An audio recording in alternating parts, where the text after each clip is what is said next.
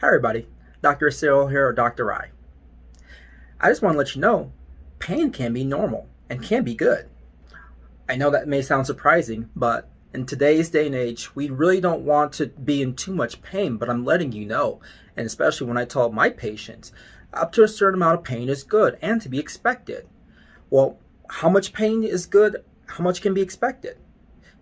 If you've been in any healthcare provider's office in the past 15 years, I almost guarantee when they bring you back, they always ask you, how much pain are you having? In our office, we don't think too much about if your pain is greater than 4 out of 10. Now, why is that? Well, when you do some activity, it's normal to have some sort of discomfort or some sort of pain as you're exerting yourself, especially if you're trying to do something athletic. Well, how much pain is okay? And we usually say 4 out of 10 or less. Well, what does 4 out of 10 mean for you?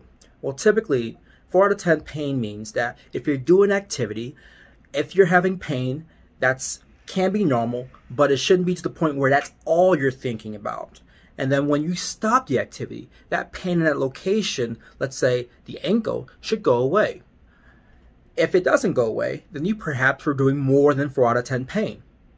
Another example, if the following day, that same ankle that didn't seem to hurt quite as much is now hurting or aching too much, then you probably did more than 4 out of 10 pain.